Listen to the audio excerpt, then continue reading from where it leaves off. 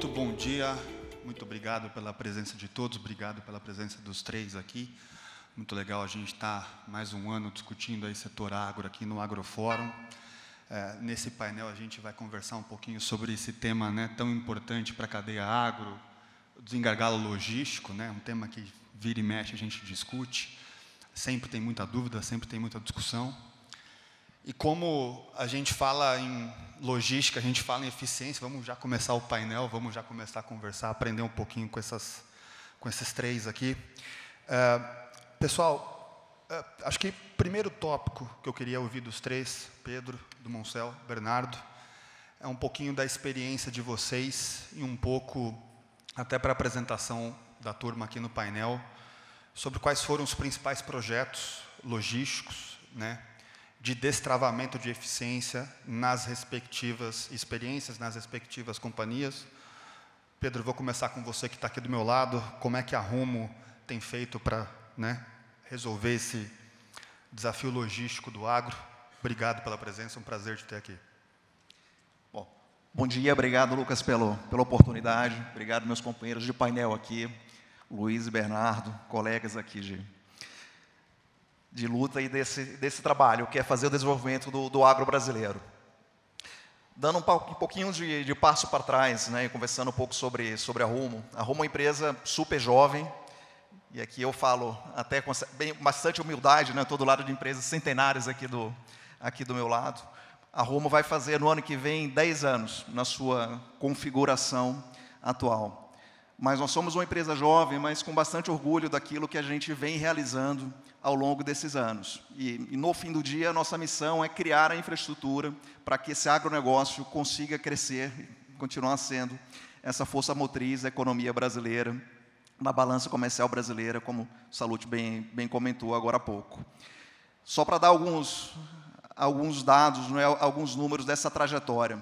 Quando a gente assumiu a operação ferroviária, ali em 2015, a gente veio no processo de recapacitação da malha ferroviária, e no primeiro momento, até sem fazer nenhuma expansão quilométrica da malha, no primeiro momento foi efetivamente um trabalho de recuperação de ativo, mas que esse trabalho de recuperação de ativos permitiu que, por exemplo, no Mato Grosso, a gente saísse de um transporte ferroviário de aproximadamente 12 milhões de toneladas para algo ao redor de 25 milhões de toneladas hoje.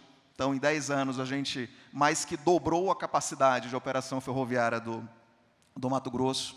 Nesse período, também, aqui eu já vou avançar para o período de 19, 20 e 21, nós tivemos o processo de implantação do que a gente chama hoje dentro de casa de Rumo Malha Central, que foi o complemento da ferrovia Norte-Sul, ligando desde a região de Palmas, no Tocantins, até Estrela do Oeste, aqui junto com a Malha Paulista, no estado de São Paulo, dando acesso a Tocantins, Goiás, Triângulo Mineiro, a uma operação ferroviária eficiente, para que também traga esses produtos, né, para um corredor de exportação eficiente, como é o Porto de Santos. Nesse sistema, a gente saiu do zero para algo em torno de 7, 8 milhões de toneladas hoje já, estão garantindo a evolução desse crescimento. E quando a gente olha o cenário futuro, que no fundo é o presente que a gente constrói hoje, né, quando a gente fala de infraestrutura, você pensa hoje para realizar e ver o processo funcionando depois de 3, 5, 7, 10 anos, hoje nós estamos fazendo uma das maiores obras ferroviárias que o Brasil já viu, que é a ferrovia estadual no Mato Grosso, mais 700 quilômetros de ferrovia absolutamente nova, que vai dar o acesso ferroviário à produção do coração agrícola do Mato Grosso, chegando com a ferrovia até a região de Lucas do Rio Verde. Hoje nós já temos mais de 4.500 pessoas trabalhando diariamente nessa obra, nessa execução dos primeiros 160 quilômetros dessa ferrovia, o que vai garantir que em 2026 você já tenha na região de Primavera do Leste, Dom Aquino, Campo Verde, naquele entorno, o acesso a um transbordo ferroviário eficiente para garantir maior competitividade da produção agrícola daquela região e, obviamente, vamos continuar na sequência desses investimentos. Então, eu diria que hoje esse é o principal projeto de capital da companhia e, obviamente, a gente não pode deixar de olhar o outro lado da ponta da cadeia, que é a operação portuária. Apesar de não ser o nosso coração, digamos assim, né? No fundo, a gente é com bastante orgulho ferroviário, então tenho bastante orgulho de me chamar um ferroviário e a gente trabalhar nesse setor, mas a gente não pode brincar de ferrorama. A gente tem que garantir que as pontas estão funcionando bem e garantir que Santos continua sendo um porto com capacidade para absorver a demanda crescente do agronegócio brasileiro. A demanda que o Luiz vai trazendo aqui para dentro do nosso sistema é absolutamente essencial. Então, a gente tem também um projeto portuário muito robusto, em parceria com a CHS, para garantir que a gente vai nessa jornada. Então, a gente tem essa trajetória bastante robusta, e o que eu vejo a gente continuar nisso. A gente já investiu de 15 até 2024, algo próximo a 30 bilhões de reais na melhoria da infraestrutura logística do Brasil, muito fortemente nesses projetos que eu já mencionei. E olhando para frente, eu não vejo a gente desacelerando, muito pelo contrário. Tudo caminhando como a gente espera e deseja, a produção agrícola vindo como a gente espera, e o cenário macroeconômico permitindo, a gente vai conseguir seguir nessa toada de avançar cada vez mais, investir mais, que essa é a confiança que a gente tem dentro do agro brasileiro. Esse ferrorama está rodando muito bem, pode ficar tranquilo. Luiz, queria te ouvir um pouquinho também.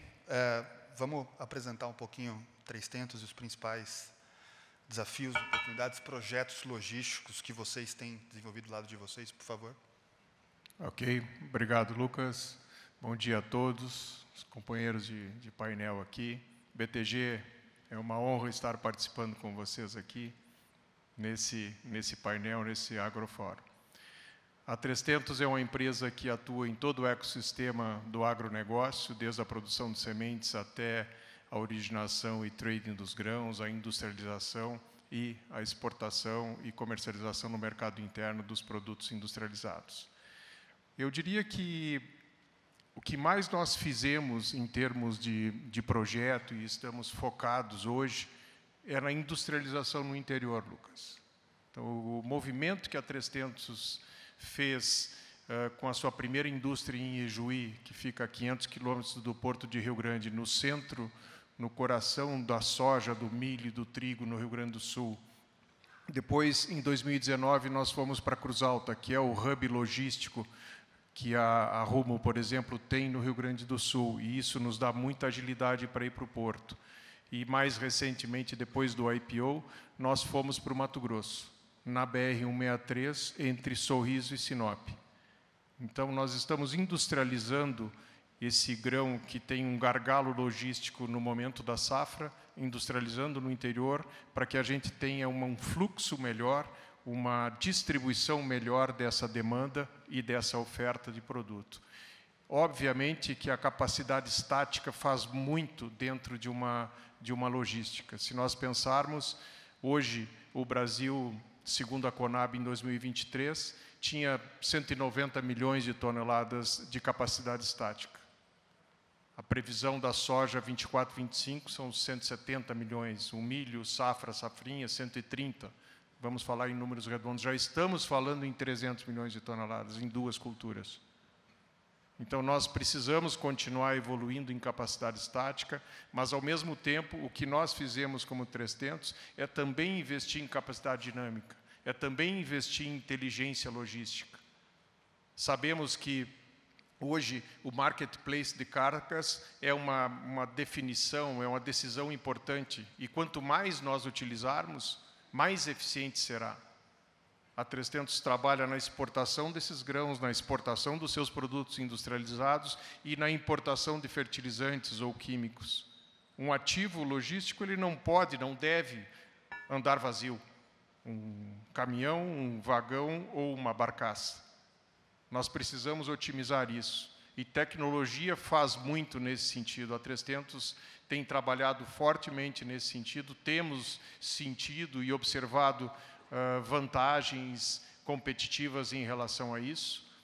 E esse trabalho de dedicação no dia a dia, de trabalhar as cargas de retorno, de não andar nunca com esse ativo vazio, traz um benefício para quem? Para a cadeia toda, começando com o produtor, e vai chegar no consumidor. Então, essa é a visão, Lucas, da 3tentos, e os nossos projetos, Esse ano nós estamos expandindo a indústria de Vera para 3.000 toneladas dia. A de Cruz Alta nós vamos subir de 2.000 para 3.000. Ano que vem a de Vera, no Mato Grosso, na 163, sobe para 4.800. E assim a 300 vai evoluindo as suas expansões de acordo com a demanda e atendendo esse crescimento que é incrível. Assim como o Salute comentou no início aqui, esse 27% do PIB, ele é feito no campo. E nós, empresas, aqui nos diferentes setores, como o Rumo, Kepler Weber e 300, nós temos que oferecer as soluções primeiro para o produtor e que isso venha desencadear um benefício para toda a cadeia. Obrigado, Luiz. Bernardo, queria te ouvir agora. Vamos falar como é que a Kepler está resolvendo um pouco esses desafios logísticos aí. Obrigado pela presença. Obrigado, o prazer é todo meu. A Kepler completa 100 anos em maio e é uma empresa icônica em fornecimento de soluções para armazenagem, né? Então, eu tenho o prazer de estar aqui com 2 clientes, né, com projetos em andamento. Então, é uma felicidade muito grande estar aqui. Obrigado a todo o time do BTG. E acho que é importante, né, o Salute comentou um pouquinho da evolução do agro brasileiro. A gente saiu, turma, de 100 milhões de toneladas, majoritariamente produzido no sul do Brasil, Paraná e Rio Grande do Sul, para 330, majoritariamente produzido nos cerrados, né, em 2 décadas. Em 2 décadas, o agricultor saiu lá do Paraná, do Rio Grande do Sul, com 30, 50 hectares e foi desenvolver 5 mil, 10 mil, 100 mil hectares no Mato Grosso e Mato Piba. Então, às vezes as pessoas falam, por que tem um déficit de logística, déficit de armazenagem? Não é uma questão de falta de interesse ou falta de visão que existe um retorno. É que a gente cresce muito, né? O Brasil cresce muito. E tem todos os fundamentos para continuar crescendo, né? Se a gente conversar juntar 5 especialistas, a gente vai chegar em 500 milhões de toneladas. É uma questão de são 10 anos, 15 anos, mas a gente vai continuar crescendo bastante. Então, a gente está mais ou menos secando o gelo, né? Faz investimento e a demanda é superior aos investimentos feitos. E eu acho que um dado interessante que a gente percebeu aqui em 23 e 24 foi um descolamento do investimento em logística do restante do agronegócio, né? Então, o agro todo teve um pico em 22 e quedas aí em 23 e 24, muito por conta da queda da rentabilidade, queda do preço da soja. E a gente vê a demanda por armazenagem se manter estável aqui de 23 e 24, né? Então, acho que estamos num caminho bom. Algumas coisas que a gente, né, escutando os colegas aqui, é coisa que a gente percebe bastante. Então, existe essa evolução na armazenagem, né, na operação logística, né, e aí, consequentemente, a armazenagem. Existe uma evolução do agro brasileiro num caminho da industrialização do agro brasileiro, então, muito forte com biocombustíveis, que demanda aí logística também, uma logística diferente.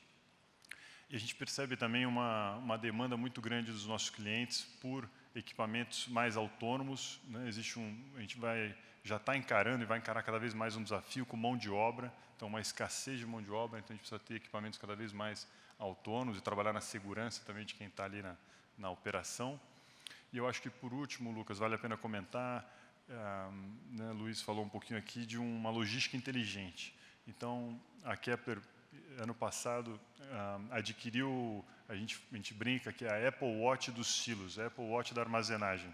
E hoje a gente tem mais de 2.000 unidades conectadas, então, em tempo real, aproximadamente 60 milhões de toneladas passam pelos nossos Apple Watches, a gente tem informação de quanta soja tem no Brasil nesse momento, quanto milho, como os silos estão enchendo, qual que é o pico de armazenagem da soja, depois qual que é o pico da armazenagem do milho. E isso traz, né, a gente já está conversando aí com a Rumo e com toda a cadeia, porque essa informação gera muita eficiência, né? Então, a gente consegue fazer mais com menos. Obrigado. Obrigado, Bernardo. Acho que você resumiu super bem. Acho que nada define melhor a logística no agro do que enxugar gelo, né? Então, a gente tem esse desafio. Deixa eu começar essa próxima rodada contigo, e aí eu queria qualificar e pegar um pouco mais a sua visão sobre aonde estão esses gargalos, né? Vamos passar pela experiência de cada um, mas vamos começar contigo, Bernardo, assim, na armazenagem, aonde que está doendo, o que está sendo feito, o que é o programa. Acho que nada melhor do que você para explicar para a gente como que está vindo essa solução, por favor. Perfeito. A gente Bom, tem mapeado, né, esse crescimento da safra brasileira para os cerrados. O maior déficit do Brasil hoje está nos cerrados. Mas nos surpreendeu positivamente esse ano de 24, mesmo com as enchentes no Rio Grande do Sul. O Rio Grande do Sul, em 24, vai ser o maior faturamento da Kepler no Brasil. Né, um crescimento de 25%. Né, depois de 3 anos de frustração de safra, teve uma safra cheia, então tem muita gente investindo lá. Então, acho que a demanda por logística e armazenagem, ela está em todo o Brasil. A industrialização do agro brasileiro, muito nos biocombustíveis, também está acontecendo em todo o Brasil, principalmente nos cerrados, mas a gente vê projetos também no Paraná, no Rio Grande do Sul. E eu acho que um ponto que é latente, né, que a gente observa bem, é um crescente investimento dos agricultores. Né? Então, hoje, a gente está em toda a cadeia, e mais ou menos 35% do nosso faturamento está com produtores rurais e o restante está nos diferentes elos da cadeia. E o Brasil hoje ainda tem aproximadamente 17% da sua capacidade de armazenagem está na fazenda, comparado com a Argentina, que é 40%, Estados Unidos, que é 60%. E aí, de novo, mas é falta de interesse, não viu o retorno? Não é isso. O que acontece é uma agricultura jovem, a prioridade é como se fosse uma pirâmide de Maslow, né? Um agricultor, ele, nos últimos 20 anos, subiu para o cerrado, então a prioridade era comprar terra, era desenvolver a terra, ele precisava de maquinário para fazer tudo isso, e agora que ele está tirando a cabeça para fora d'água para poder investir em armazenagem. Né? Até uma história pessoal, meu pai é agricultor, nos anos 80 subiu para Goiás, em 88 comprou a fazenda, ele conseguiu plantar soja só em 94, e aí, em 2004, que ele fez a armazenagem e agora está investindo em irrigação. Então, é de novo, como se fosse uma pirâmide de Maslow que ele vai subindo e vai atingindo um momento de maior investimento. Então, eu acredito bastante que o Brasil, daqui a 10 anos, a gente vai ter um salto aí de 17% para 30%, 40% da capacidade estática brasileira vai estar no nível fazenda. Obrigado, Bernardo. Luiz, deixa eu te ouvir. 300 recentemente anunciou o projeto lá em cima. Aonde que está doendo para vocês ainda? Aonde que a logística está pegando mais? Explica para a gente como é que vocês estão fazendo para resolver, por favor. Sem dúvida nenhuma, a concentração nas safras, então, se nós pensar na safra de verão, na safra de inverno, seja ela soja, milho, trigo e demais grãos, essa concentração, essa demanda ao mesmo tempo é o que mais nos atrapalha. E isso faz com que, com falta de planejamento, com uma programação de comercialização, de estocagem, esse déficit que nós temos também de armazenagem do produtor, para nós, sem dúvida nenhuma, é o maior gargalo, Lucas. Mas nós, ao mesmo tempo, a gente tem feito movimentos no sentido, a própria industrialização tem nos trazido isso, porque isso faz com que o produtor consiga comercializar durante o ano todo. Então, se nós temos um pequeno, um médio produtor, ele precisa ter uma estocagem, sim, Bernardo, mas ele precisa ter empresas que comercializem 100, 200, 500 sacos num dia. Isso só é possível quando empresas estão muito próximas do produtor no campo. Não é possível com uma trading, com uma exportação, volumes menores. Então, a 300 tem conseguido atender esse produtor nesse momento. O gargalo de os nossos intermodais, nós pensamos que o transporte rodoviário de 2.000, 2.500, 3.000 quilômetros, ele é um transporte que precisa ser revisto. Ele auxilia o Brasil de ponta a ponta, sem dúvida nenhuma. Mas se nós conseguirmos fazer uma atuação, ou termos uma atuação com os intermodais, quando a gente conseguir fazer uma ponta-rodo de no máximo 500 quilômetros, quando nós conseguirmos fazer uma ponta-ferro que vá colocar isso nos portos, ou uma ponte hidroviária, isso vai trazer cada vez mais competição, cada vez mais competitividade para nós no campo. O nosso competidor está lá fora. Nosso competidor não está aqui no Brasil. Nosso competidor está lá fora. E hoje o Brasil vai demandar cada vez mais profissionalização e qualidade no agro. O produtor vem vindo com isso. O Brasil tem uma estimativa aí, como o Bernardo falou, de colhermos 330 milhões de toneladas de grãos na safra 24-25. Isso é um crescimento de quase 9%, Esteves. E a área cresce 1,9%. Claro que aqui nós temos clima, uma melhoria de clima, mas nós temos muita tecnologia sendo aplicada no campo pelo produtor rural, que está nos trazendo cada vez mais uma qualidade naquele grão consumido. Desses 170 milhões de toneladas de soja, 27 milhões de toneladas já vão para... O óleo vai para o biodiesel. Consequentemente, nós temos farelo. Então, não é só soja para exportar, é o farelo de soja. O Brasil vai colher 130 milhões de toneladas de milho. 17 milhões de toneladas de milho já vão para etanol. Consequentemente, nós temos DDG. DDG é um produto que precisa ser exportado também. Temos uma pecuária que está se intensificando no país, consumindo cada vez mais esse produto, mas nós temos que olhar o mundo. Indonésia, Vietnã, Malásia, importando esse produto do Brasil. É essa visão de logística que nós, do campo, estamos propondo, estamos atuando e estamos fazendo. Então, é com esse olhar que a gente quer fugir desses gargalos logísticos, investindo nessa qualificação, nesse trabalho cada vez mais focado. Obrigado, Luiz. Pedro, você ouviu aí a turma que é ferrovia, né? Você falou, né? A Rumo destravou um monte de capacidade em Santos, Fato no Mato Grosso, Central. Com toda essa expansão do sistema, aonde que está pegando para a Rumo mesmo hoje para conseguir, né, ganhar esse share no Mato Grosso, crescer capacidade? Onde que está o gargalo no teu sistema hoje, Pedro? Acho que um dos desafios que a gente enfrenta, que a gente vai vencendo os gargalos, e aí você vê aqui pela própria conversa aqui, né, do Bernardo e do Luiz. Você vê que esses gargalos, eles vão sempre subindo a régua, né, no fundo, porque ainda bem que a demanda vem subindo, né, e só para chegar nesse, um pouco corroborar com mais números também, quando a gente olha, só pegar o exemplo específico do Mato Grosso, né, semana passada, começou quando eu li a última revisão do IMEA da produção, projeção de produção agrícola do Mato Grosso para 2034.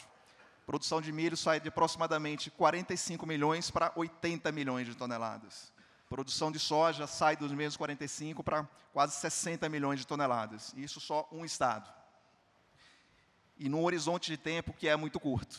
Quando a gente olha, né, esse horizonte de tempo, um pouco do que o Bernardo estava comentando, não é que os trabalhos não estejam sendo feitos de melhoria da infraestrutura. É porque a demanda, ainda bem, vem crescendo numa velocidade muito forte e a gente espera que ela continue crescendo nesse patamar. A gente tem bastante confiança nesse processo. E quando a gente olha dentro da Rumo, o que a gente se coloca realmente é como um provedor logístico de infraestrutura confiável, com essa capacidade de diálogo e integração entre os vários elos da cadeia, para que a gente permita que esse crescimento ocorra e que o escoamento dessa safra possa ocorrer pelos corredores melhores e mais competitivos. Então, aqui eu vou sendo bem direto, né, e transparente, quando eu olho todo o nosso sistema logístico. Talvez o ponto de maior atenção hoje nem seja exatamente na ferrovia, seja no sistema portuário de Santos. Então, não é por outra razão que eu mencionei que, apesar de ser ferroviário de coração, a gente não deixa de ter o olho para o sistema portuário e age na hora que a gente percebe que talvez a velocidade de crescimento não estava vindo com a velocidade que a gente entendia que seria necessário para absorver as exportações, as demandas dos nossos clientes. Então, se antecipar a esse processo, se antecipar a outros problemas nos elos da cadeia, eu acho que é muito da nossa missão e daquilo que a gente tem feito. Então, o trabalho que a gente tem realizado no Porto de Santos, não só com esse investimento direto que eu comentei, né, um novo terminal portuário para 9 milhões de toneladas de grão, 3 milhões e meio de toneladas de fertilizantes, para aqui pegar outro gancho que o Luiz comentou, não é? A logística tem que ser inteligente e eficiente, né? Quanto mais eu faço um fluxo casado, mais competitivo e melhor é. Então, fazer um processo de grãos fertilizantes de uma forma conjunta permite com que a gente dê mais oportunidade de acesso a um custo ainda mais competitivo. Mas não é só isso também. Eu acho que também a gente tem que tomar bastante cuidado para não olhar só o grão. O grão, as volumetrias que você fala de soja, milho e farelo, muito claramente, são os que viabilizam a colocação de uma via férrea, a extensão, por exemplo, no Mato Grosso, muito objetivamente, está sendo, entre aspas aqui, paga por essas commodities. Porém, dado que você já coloca a via em funcionamento, você tem uma oportunidade enorme de aproveitá-la também para transportar outras cargas. E aqui eu vou dar o exemplo do etanol de milho, por exemplo, que é uma carga que não é exportada, mas você tem uma necessidade de trânsito dessa carga no interior do Brasil muito forte. Então, hoje em dia, o fluxo principal de combustível dentro da Rumo não é mais derivado de petróleo saindo de Paulínia e indo abastecer as regiões produtoras agrícolas, como era no passado.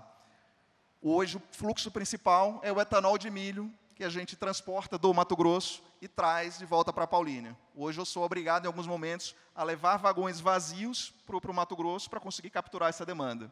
Isso é possível porque você tem um fluxo e uma ferrovia eficiente sendo operada. Então, quanto mais a gente cresce essa malha ferroviária, mais espaço a gente vai ter também para outras commodities que vão se beneficiando desse fluxo ferroviário mais competitivo. E vale o mesmo para etanol, vale para o DDG, como o Luiz já comentou, vale para o algodão, vale para cargas congeladas, ou seja, no fundo, na hora que você tem essa produção de proteína animal muito forte também dentro das nossas regiões agrícolas brasileiras, você garantir um fluxo de exportação competitivo também é super relevante. Então, permitir que todo esse ecossistema se aproveite da competitividade do modal ferroviário é um dos grandes pontos que nós temos nas grandes missões, os grandes trabalhos que nós vemos aqui para o crescimento da Rumo.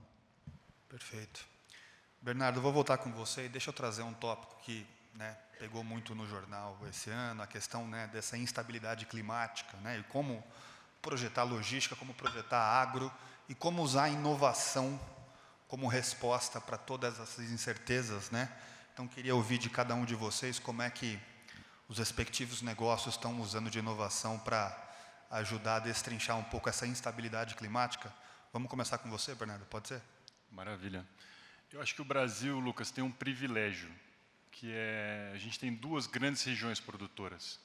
Então, diferente talvez de uma Argentina ou até dos Estados Unidos, na Argentina, quando tem uma quebra, a coisa é muito séria. Você pode ter 30%, 40% de quebra na produção. Aqui no Brasil, por a gente estar nos cerrados e no sul do Brasil, quando chove muito num lugar, chove pouco no outro e acaba que compensa um pouco, olhando o Brasil como celeiro agrícola. Então, isso ajuda bastante. Mas, com certeza, você vai ter, pontualmente, regiões que podem ter uma variação climática. Eu acho que, pelo menos na minha perspectiva, talvez seja diferente para meus colegas aqui, mas, para mim, o maior desafio que a gente tem em armazenagem e logística é toda a questão de financiamento e financeira mesmo, mais do que climática. E pensando um pouco nisso, a gente trabalhou em conjunto com o BTG e criou um FDIC, que a gente chama de financiamento Kepler. Então, para o cliente, parece que a Kepler está ali financiando diretamente, mas é um FDIC estruturado junto com o BTG e o BNDES. E em momentos de menor liquidez, como a gente está vivendo agora, a gente está vendo uma explosão na demanda por esse produto. Então, do ano passado para esse, subiu em 300% a procura e as cotações para um financiamento estruturado. Tem 10 anos são 10 anos e 2 de carência. Então, a estrutura financeira, para mim, acho que é mais relevante para o nosso negócio do que a questão climática. Luiz, no caso da 3tentos, como é que vocês têm feito ali, usado inovação para ajudar o negócio? Nós, mais uma vez, eu volto a falar em planejamento. A previsão climática, por exemplo, para o produtor rural, para a produção e para o nosso setor, obviamente que ela antecipa alguns fatos, ela não evita nenhuma situação, mas ela consegue antecipar e, consequentemente, nós conseguimos nos programar melhor. Acho que a gente deve ressaltar aqui nesse painel, Lucas, que o Brasil teve uma evolução nesses anos. Eu que já estou, a 3tentos está com 29 anos, o ano que vem, em fevereiro, vamos completar os primeiros 30 de companhia, e a gente lembra no Mato Grosso dos atoleiros da 163. Nós lembramos em Santos a cidade toda tomada de filas de caminhões, assim como Paranaguá, Rio Grande. Então, a evolução tecnológica, quando nós conseguimos colocar o planejamento com cotas, com horário de chegada, com horário de descargas, isso é uma evolução. E estamos vivendo uma era de inteligência artificial. Nós precisamos trabalhar cada vez mais esse marketplace das cargas, eu volto a falar isso, porque é isso que vai nos dar esse planejamento, essa atuação cada vez mais constante no dia a dia da nossa demanda, da nossa oferta, da programação e, consequentemente, da distribuição desses modais, rodo, ferro ou hidro, eles vão nos dar cada vez mais competitividade. Então, a atuação que nós precisamos e devemos fazer é nesse sentido. A 3tentos, além disso, está investindo, né, nós anunciamos em janeiro o nosso segundo ciclo de crescimento, depois de já ter entregue o plano do IPO em dezembro do ano passado, no Vale do Araguaia. É uma das regiões mais carentes em termos de logística do Brasil. O que nós estamos indo fazer? Qual é a nossa visão? Colocando uma indústria lá em Porto Alegre do Norte, Adriano. Do lado da 158, que vai ligar o Nordeste, os portos do Arco Norte, e que vai ligar, obviamente, o terminal de Lucas de Rio Verde, onde nós viemos com a rumo para o Sul. Então, essa gestão, essa arbitragem entre Arco Sul, Arco Norte, essa distribuição dos pontos de exportação e de consumo, de industrialização, é que cada vez mais vai nos gerar mais e mais competitividade. Isso vai fazer com que nós consigamos subir para o centro-oeste com esse vagão carregado e conseguir descer depois dele com etanol, com biodiesel, ou mesmo vagões graneleiros que possam trazer o grão ou os produtos industrializados para os centros consumidores ou portos. Eu acho que só, Lucas, se me permitir, Luiz, acho que falando de clima e dessa questão das regiões brasileiras, a 3tentos é um excelente exemplo de como vocês criaram resiliência no negócio de vocês, estando presente em duas grandes regiões climáticas, né? Pegar a 3tentos de 30 anos atrás, ou 25 anos atrás, concentrado no Rio Grande do Sul, que tem quebras de safra importante, e agora estando no Mato Grosso, como você aumenta de novo a resiliência da companhia, né? É o hedge climático, né? Um exemplo de resiliência é como o Luiz colocou, né? Ele falou os primeiros 30 anos, né? Ou seja, vai ter mais 30 anos. Então, Pedro, você, inovação, como é que a Rumo está resolvendo isso daí? Bom, não. A inovação, a tecnologia é uma ferramenta absolutamente imprescindível, eu acho que dentro das nossas operações. Então, só para dar alguns exemplos bem práticos mesmo, né, do nosso dia a dia. Hoje, durante mais de 90% do tempo de trânsito, né, de jornada dos nossos trens, ao longo da via, a condução da máquina é absolutamente automática. Você tem o maquinista cuidando ali, acho que, obviamente, monitorando o equipamento, mas absolutamente, todo momento, quem está dizendo qual a melhor velocidade para entrar numa determinada curva, para entrar em determinado aclive, sair de uma determinada linha de descida, para otimizar aquela viagem, já é um algoritmo, já é uma máquina que, por inteligência artificial, vai evoluindo e aprendendo em cada momento, e de acordo com os desafios que você tem. Por exemplo, no momento de pico de safra, que você quer ter a maior capacidade operacional possível, deixa eu usar aqui uma analogia meio simplista, mas só para deixar claro, como se ligasse o modo turbo, e você maximiza a capacidade operacional do sistema. Em algum momento onde talvez você esteja com a menor pressão, ou por alguma razão você sabe que não precisa chegar com aquela carga com tanta velocidade, você liga o modo de economia de combustível. Então, como nos nossos carros ali, às vezes você tem ali o modo de condução, a gente consegue fazer isso e faz isso hoje automaticamente dentro de todo o processo de circulação. E quando você olha o tamanho da nossa operação, então um ganho de eficiência, seja em capacidade de produção ou em redução de combustível, se traduz automaticamente em ganho de competitividade, em ganho de capacidade. Então, isso é absolutamente essencial dentro do nosso sistema. Um outro exemplo que eu posso dar também, em termos de tecnologia, é o sistema de monitoramento do estado da via.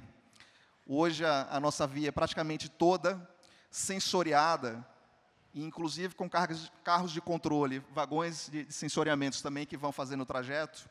Então, antes que você tenha, por exemplo, um processo de fratura de trilho, os nossos sensores já vão captando de acordo com as oscilações que acontecem dentro do vagão, as oscilações e os sistemas de infravermelho que vão fazendo a leitura do trecho a todo momento, o que permite que a nossa equipe de manutenção faça uma atuação muito mais preventiva do que corretiva. Então, isso faz com que a gente ganhe disponibilidade de via, disponibilidade de espaço, não é, de trabalho, de novo garantindo, em primeiro lugar, muita segurança nas operações que a gente tem e também a capacidade de execução, capacidade de volume.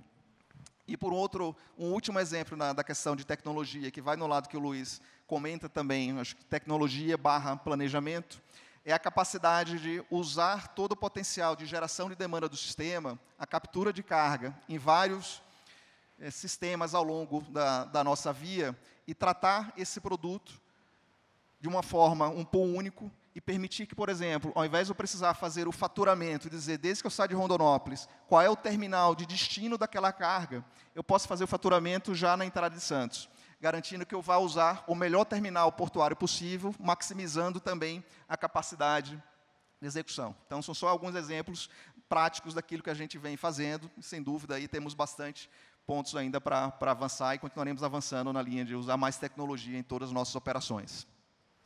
Obrigado, senhores. Nosso tempo está quase no fim. Eu vou fazer uma última rodada. Pedro, pode ser com você. Vamos falar a mensagem para 2025 e que métrica que essa turma toda aí tem que olhar ao longo de 25 para saber que a Rumo está entregando o que ela está querendo entregar.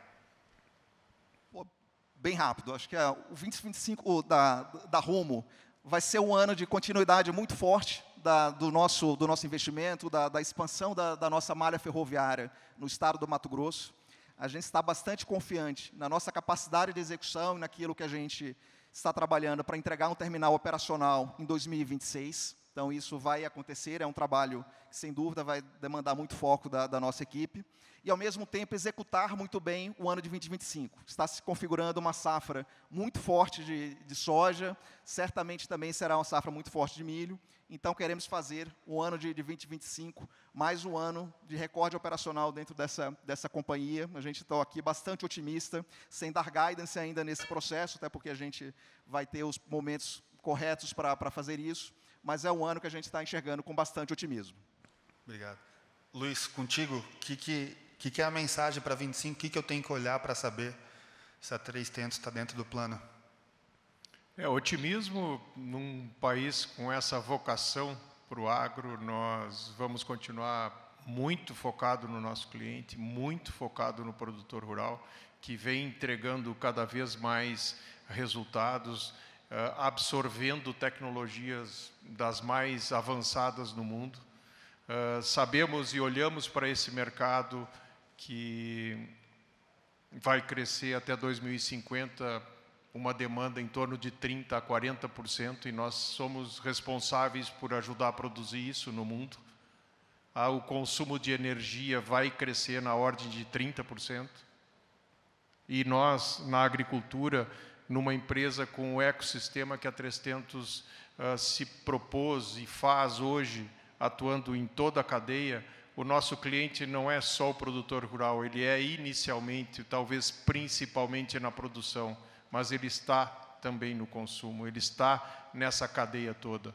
Sabemos que 2025 tem essa perspectiva, essa previsão de colheitas muito boas de soja, colheitas muito boas de milho, e precisamos circular, trabalhar esse montante. Como falei, vamos seguir na industrialização no interior, vamos seguir produzindo e agregando valor no interior do Brasil para que a gente consiga ganhar competitividade com isso. Mas precisamos, Pedro e Bernardo aqui comigo, meus colegas de painel, nós precisamos estar cientes de que produziremos produtos diferentes. Não será mais só grão de milho, grão de soja. Além dos grãos, nós teremos o farelo de soja, o DDG, o etanol, o biodiesel.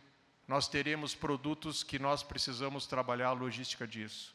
E estamos num mundo que, no nosso ponto de vista como 3tentos, tem 2 pilares básicos: segurança alimentar e transição energética. E o papel da agricultura brasileira vai ser cada vez mais importante para atender essa demanda. Bernardo, contigo. Maravilha, vamos lá. Bom, se eles estão otimistas, eu também fico otimista, né? Lucas, a gente também não pode dar guidance, né? Mas direcionalmente a Kepler atingiu aí um novo patamar de receita, de rentabilidade em 21, 22, 23, 24. Em 25 a gente espera manter isso, a gente vê uma demanda forte para manter esse volume de negócio. A gente gostaria de ver no jornal, no final do ano que vem, que a gente está ajudando os nossos parceiros com dados, ajudando eles a tomarem melhores decisões com os dados da cadeia, né? Então trazer eficiência com os dados.